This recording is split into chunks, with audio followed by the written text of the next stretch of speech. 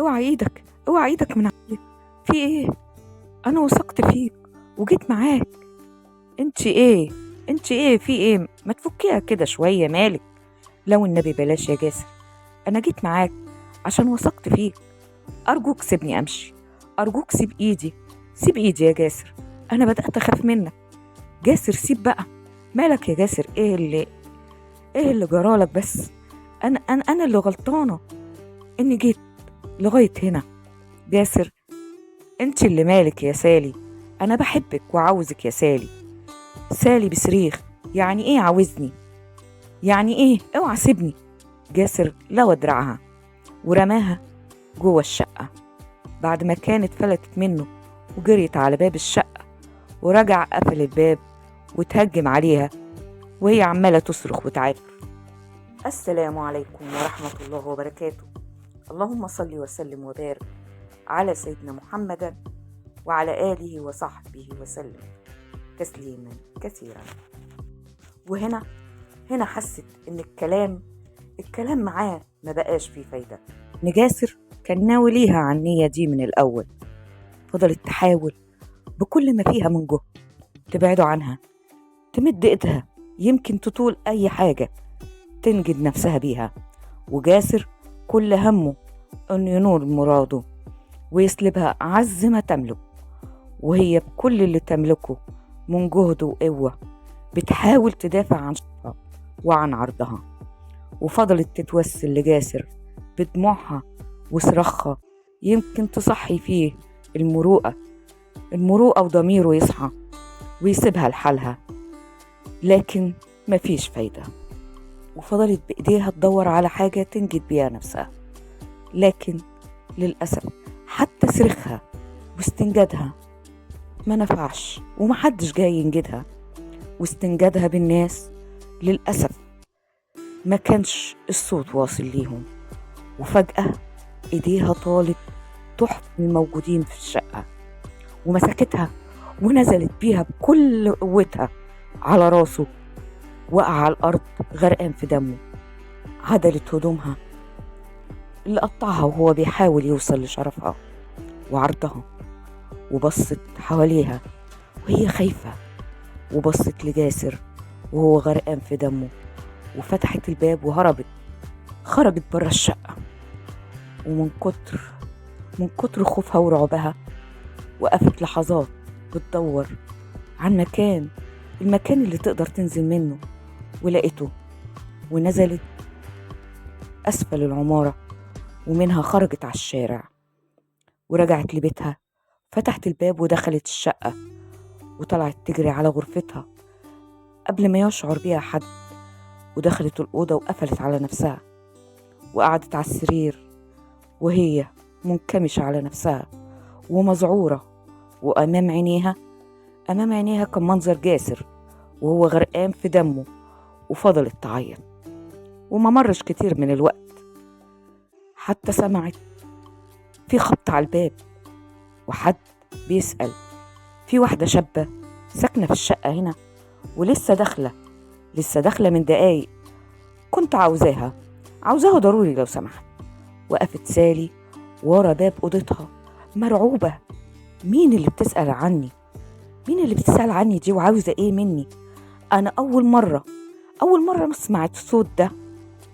والدها نده عليها: تعالي يا سالي، في واحدة بتسأل عليكي. غيرت سالي هدومها وخرجت ليها، واستنت لما ابوها دخل وقالت ليها: انت مين؟ الست قالت ليها: انا شفتك سالي. مش فاهمة تقصدي ايه؟ وايه شفتيني وفين؟ الست: انا شفتك لما قتلتي جاسر في شقته وهربتي. سالي قامت وقفت: وطي صوتك، انت ايه الكلام اللي انت بتقوليه ده؟ انا معرفش حد بالاسم ده، وانا ما قتلتش حد. انت شكلك ست مجنونة. الست: بلاش الثقة الزيادة دي قوي. طب اتفرجي على الفيديو ده كده وبعد كده بقي ردي عليا.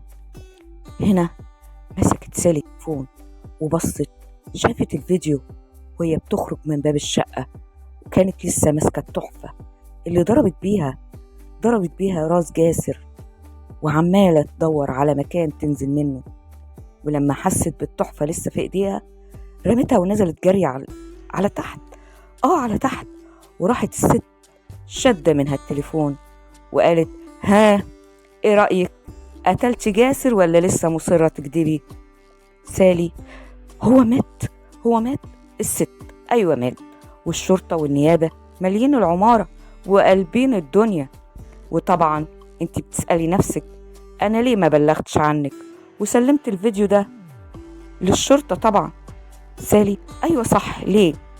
الست: بصي يا عسل بقى، اولا لان جاسر ده كان شريك ليا في شقة الدعارة اللي فاتحينها، وهو كان بشطارته وشبابه ووسامته وكلامه المعسول كان بينزل الشقة بالبنات اللي هربانة من أهلها، واللي انضحك بيها وانسلب منها شرفها، واللي مرمية في الشارع وملهاش أهل، أو هو يضحك عليها ويجرها للرذيلة. يعني كان شاطر وحرك كده بيظبطني، بس في الآونة الأخيرة كده طمع، وبقى كل شوية عايز يزود نسبته في المكسب اللي البنات بتدخله، وأنا ما بحبش الطماعين. أديك انت ريحتيني منه. ثانيا بقى أنا بعده، وخصوصا اليومين دول، محتاجة معايا بنات زيادة عشان الضغط والطلب علينا كتير، وكمان عايزين وجوه جديدة. فأنا لقيت إنك فرصة بالنسبة لي. سالي: تقصدي إيه بإني فرصة بالنسبة لك؟ الست: لا بقولك إيه، خليكي مفتحة كده. أقصد يا حبيبتي إنك تيجي تشتغلي عندي في الشقة، يا إما الفيديو تاني يوم هيكون في النيابة. سالي: انت مجنونة بقى، أنا عملت كده عشان أحافظ على نفسي، أجي لحد عندك واشت في شقة دعارة؟ امشي اطلعي بره. قامت الست وشدت تليفون سالي من إيديها وسجلت رقمها عليه ورنت منه عليها وقالت ليها: هديكي فرصة يومين تفكري وبعدها هكلمك، يا إما سلام. سالي وقفت مذهولة، هتتجنن، أعمل إيه؟ ورجعت دخلت أوضتها وهي مش عارفة تتصرف إزاي، واتصلت على صاحبتها هدى. قالوا: أيوة يا هدى، الحقيني أنا قتلت جاسر. هدى: إيه اللي انت بتقوليه ده؟ انت اتجننت يا بنتي. سالي: لا أنا قتلته فعلا يا هدى، قتلته. هدى: حصل إزاي ده؟ سالي: السافل كان عامل لي كمين وقال لي هنعدي نجيب حاجة من شقته وهنروح نقعد في أي مكان هادي. قلت له ماشي، ولما وصلنا قال لي تعالي اطلعي معايا بدل وقفتك في الشارع كده، وطلعت معاه. ولما وصلنا للشقة قلت له أنا هقف بره وادخل هات الحاجات اللي هتجيبها. قال لي لا، تقفي فين؟ الجيران يقولوا ايه لما يلاقوكي واقفة كده قدام باب الشقة واللي طالع واللي نازل؟ لا لا لا لا، ادخلي بقى يا سالي، انت خايفة مني ولا ايه؟ قلت له لا ابدا. شدني من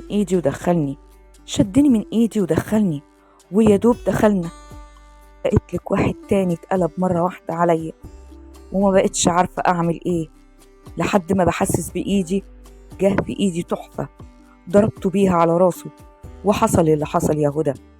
يخرب بيت عقلك، وحد شافك؟ سالي: ما هي دي المصيبة، لما دخلت الشقة حد خبط، وأتاري في واحدة شافتني وصورتني وأنا خارجة من شقته وعاوزاني أشتغل معاها في الدعارة يا هدى، وأنا هتجنن مش عارفة أتصرف إزاي. شوري عليا يا هدى، أبوس إيدك شوفي لي حل. ردت عليها هدى: أنا جايالك. طيب أنت عرفتي حد من أهلك؟ سالي: لا، خايفة أقول لهم. هدى: طيب أنا لما أجي هتصرف وأعرفهم أنا جاية مسافة الطريق. هدى وصلت وفتحت لها سالي وخدتها على أوضتها. هدى: مين اللي هنا؟ والدك ولا والدتك؟ سالي: والدتي راحت تزور أخويا الكبير، أنا خايفة أوي يا هدى، أعمل إيه؟ هدى: لازم والدك يعرف عشان يتصرف معانا. وراحت على الباب عشان تنده على والدها عشان تحكي له. فتحت الباب وبتنادي على والدها: سالي استني بس يا هدى، استني بس يا هدى، تعالي تعالي. وشدتها لجوه وقفلت الباب. هدى، ايه في ايه؟ سالي، اصبري اصبري، خلينا نفكر الأول مع بعض. هو انت فكرك يعني لما والدي يعرف هيسمي عليا؟ ما هيكسر رقبتي. وبعدين هنقوله ايه؟ هنقوله اني كنت طالعة مع شاب شقته عادي كده، وهو هيستقبل الكلام ده عادي ويقعد يفكر معانا؟ اكيد لا طبعا. اقعدي بس. امال انا متصلة بيكي ليه؟ ليه يا هدى؟ عشان نفكر مع بعض، مش عشان تيجي تقلبي عليا الدنيا كده. هدى، اديني قعدت، هنفكر في ايه؟ سالي، مش عارفة، بس الأول هعمل ايه مع الزفتة اللي جاية تساومني؟ يا إما أشتغل عندها في الشقة، يا إما هتبلغ عني وتسلم الفيديو للنيابة. أنا عارفة طلعت لي من أنهي داهية دي، ما شفتش حد شافني خالص. هدى، هو أنت وقتها هتكوني واعية للي حواليكي؟ سالي، على رأيك ده أنا كنت في عالم غير العالم وما كنتش شايفة قدامي، بس أنا كنت بدافع عن شرفي، بدافع عن شرفي يا هدى، يعني دفاع عن النفس. صح صح يا هدى. هدى، هو صح، بس انتي طلعتي معاه لحد شقته برضو، يعني انتي رحتي لحد شقته بنفسك. ازاي هتقولي انك كنتي بتدافعي عن نفسك؟ الكلام ده لو مش في شقته او في سبب معين لوجودك في شقته. سالي، تفتكري ما انا هحكي على كل اللي حصل بالظبط واكيد هيصدقوني. هدى، بصراحة مش متأكدة، بس دي وجهة نظري، واكيد هيسألوا عن سبب منطقي لوجودك في شقته واثبات للسبب ده كمان. سالي، يعني ايه؟ هيشنقوني يا هدى، هيشنقوني. وهنا اقول لكم نتقابل الحلقة الجاية، واترككم في رعاية الله وحفظه وامنه.